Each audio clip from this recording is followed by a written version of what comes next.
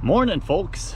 I'm back in Salem again, 3 weeks after I did my squatting report. So right now I'm in Minto Island Park, and I'm parking in one of the parking lots to make sure that I've got some of the bike course down here. So I'm gonna ride about 25 miles-ish, a maximum of 90 minutes for the ride. And the objective here today is I want to get to that hill. I want to do a practice round up that hill, making sure that I've got control of the power and not putting out too much effort, because that's what I'm going to need to do on race day. So when it comes to it, again, this is no more than 90 minutes of effort. I'm going to climb up the hill, so this is about 25-30-ish miles. Right now it's nice and cool in respect to temperature, but I know on race day it's probably going to be about 5 degrees, a little warmer than this. So with that, I'll see you out in the course, and I'm going to mount right here. So in that little bit, I'll be back in a flash.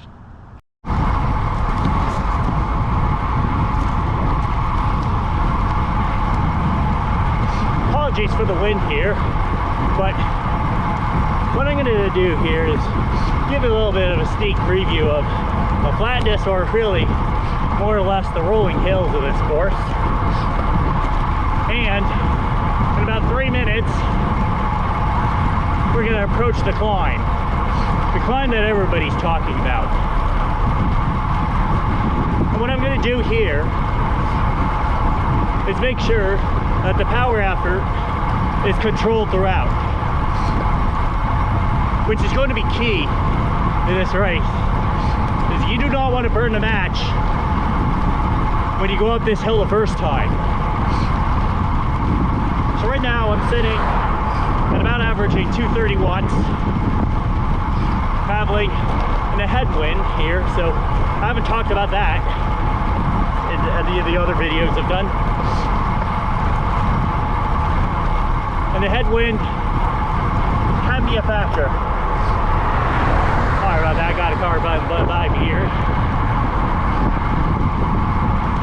So it's going to be very important to maintain aero position when you go up through these flat sections as much as possible, of course.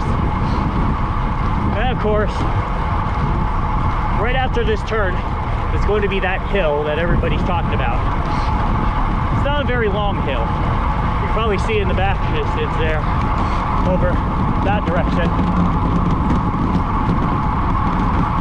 But again, this is the hill that you just have to manage power properly.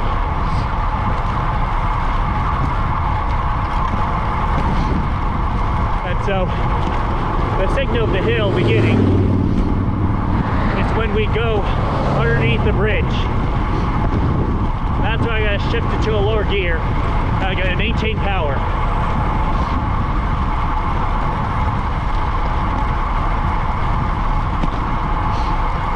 So that being stated, I'm just going to practice this effort here.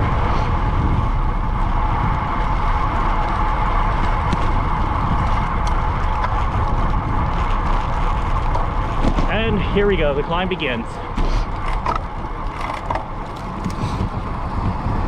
And again, very important to make sure that you maintain a level of power. You don't want to overdo this hill.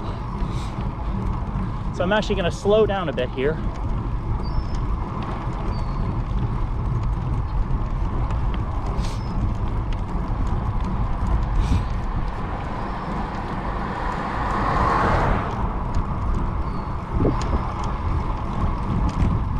And I'm going to practice this. This is the hard bit here.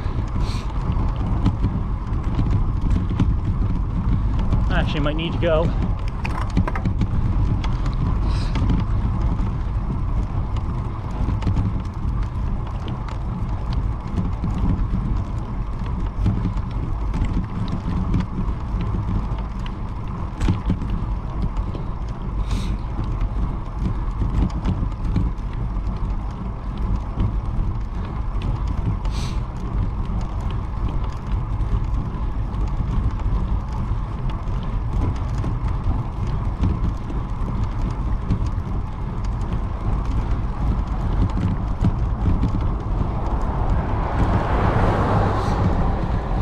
there you go. That's my climb workout for the day.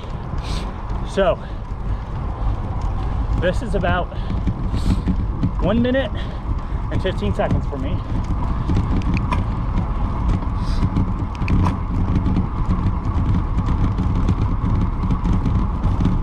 And I'll turn around in a few minutes here once I get through a little bit of this tricky portion.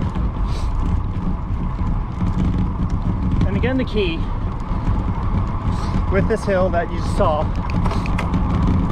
is being able to maintain power. Now, I used all my gears on that one, and I suggest on race day that you do so as well.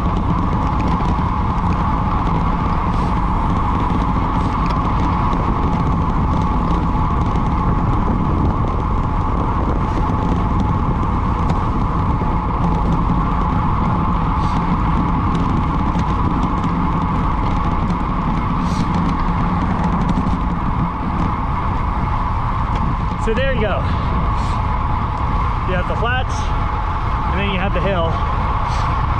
And this part here is also a little bit tricky, so also filled just a little bit of this area as well.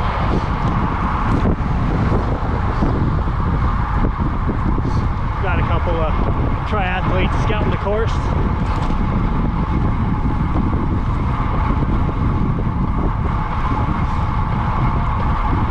Too bad in race day you won't get the drafting effect that you'll get from going behind these cars here.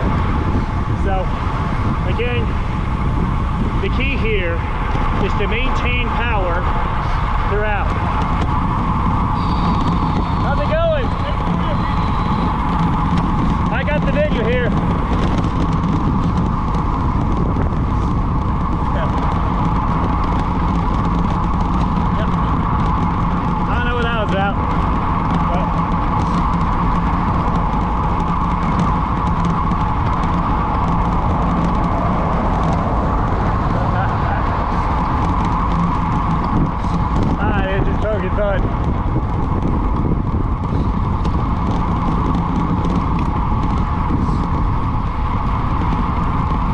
This also is a little bit of a tricky bit here, so I'm going to show this one as well. And this one you also need to regulate power up this climb as well. And again, don't overdo these little hills because there's many of them, and the key with that is that you need to regulate power going up them. Team Zoot! Or Oregon 18 too. I'm about to turn around, so. Alright, well. We're gonna turn around in about 5 minutes here. But there you go, so that's the other tricky bit. Now you need to go up, and got a car passing through. Gotta be careful here, some of these roads. So with that, that's probably your trickiest bit.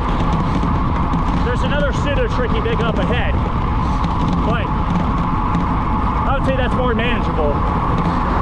Until you come up the opposite way, and when you come up the opposite way, you just gotta approach it the same way, where you don't want to blast it. Where you do want to blast it is towards the end, the last 10 miles. That's where you want to save all your energy for, because you got to come back the same way that you came down there. That section is a little bit hard. So, that stated, that's your tricky bit of the course here. And with that stated, I'm going to get a rest on this training ride and just see how I fare along. I'll see you back at the car. Right, so a little bit of an update. So I made just my turnaround at mile 15 for this ride that I'm doing. But one thing I'm going to point out right now, right here, apparently they're going to put water right there, right at the bottom of a hill. When people are going 30 miles an hour, like I was, you're going to expect people to snatch water at 30 plus miles an hour at the bottom of the hill. I don't know what they're thinking, but that's a little risky to me. And again, this is the corner here of Riverside Road. That to me seems a little sketch.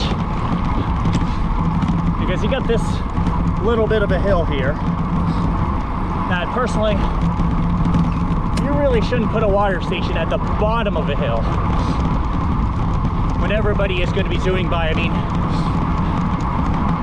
so I have to think about that a little bit, because I do plan to take some water from one of the aid stations. So again, just an update, just to share a little bit of thoughts, because yeah, this hill that I'm climbing up here, this is a good 6%. This is no small hill either, which is why when I said in my previous section of the video why you need to maintain power is because of this right here. Gotta be smart. It's a hill that can sneak up on you in a hurry. So again, yeah, so our Dow finally report back when I finally get back to base. So until then, as you can see here, it's not completely flat. So until then, I'll catch you back at base. All right, I'm back at base camp. Well, not really base camp, but back at my car, and overall I would say really good. A little under 90 minutes, so it was about like 80 minutes or so.